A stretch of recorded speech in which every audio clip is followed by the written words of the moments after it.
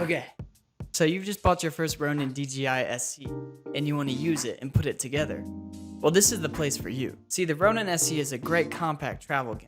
I get incredible use out of it even for vlogging, run and gun music videos, and small camera shoots in general. I think I've used this for over 12 music videos now, and it's been great. Like, it's incredible stabilization. Whether it's hiking, music videos, or even commercial use, Ronin-SC is a great gimbal with a fast and easy setup. Perhaps the foundation of the entire setup is the hand grip, which also doubles as the battery. The battery takes regular USB-C cords to charge it, and is equipped with 3/8 thread and a 1/4 inch thread on the bottom of the gimbal. The threads are useful for an assortment of different reasons, but I mainly use it for the tripod that comes in the box. Now that we have the foundation of the gimbal set up, we will get to the gimbal itself. DJI makes it easy to attach the gimbal to the hand grip. All you need to do is slide the grip into the bottom of the gimbal. A quick important thing is to make sure to lock the gimbal in place with the lever on the side. If you don't do this, you'll be moving around and it'll slide out and like you'll lose the whole thing. It happened to me. I almost broke my camera because of it one time. But make sure that the lever is in place. Now you see that we have the gimbal all together, but you may notice there are a few more tools that come in the case. First, we have the camera plate. The camera plate is what we place our camera on so that it can integrate into the gimbal frame. Make sure you do not lose this piece because it is very vital. Actually, it's imperative that you have it. You can't use the gimbal without this piece. First, we will want to thread the silver bolt into the camera's bottom. Then it is important that you slide the silver bolt all the way back to the end. Doing this will make it easier to balance the gimbal later on. So you probably don't want your camera too far forward on the camera plate at the beginning,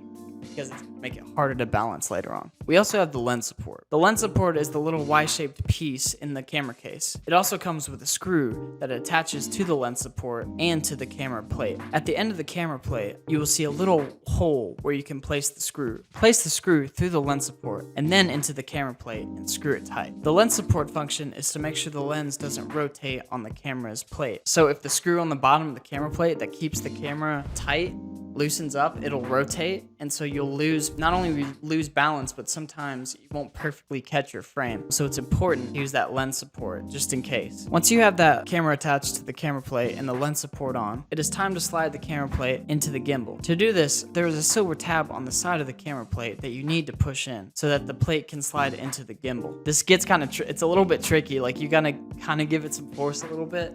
You should be able to figure it out, but it can be a little bit tedious. So one tip I should give you is to completely set up your camera before you balance it. There have been times where I've balanced the camera and then put my microphone or my rig on, and it's screwed everything up. Make sure to put all of your equipment on your camera beforehand, before you balance, because you don't want to have to come back and balance it after you put your microphone or your rig on your camera. There are two cords that also come with the gimbal that are in the box. These cords need explanation because they kind of do two different things. So there's the multi to Sony USB-C and the micro USB DJI label cord. See, personally, I prefer the Sony cord because it doesn't disable in-body stabilization. Sometimes you'll need that, especially for outdoor shoots, like in the mountains and stuff. The micro DJI cord is great too, but it does disable in-body stabilization. That is just something to keep in mind. Two cords can be better for two different uses, but I just prefer the Sony. Yeah, so that's the setup. For part 2, we're talking about balancing, so just stay tuned, and I will see you in the next one.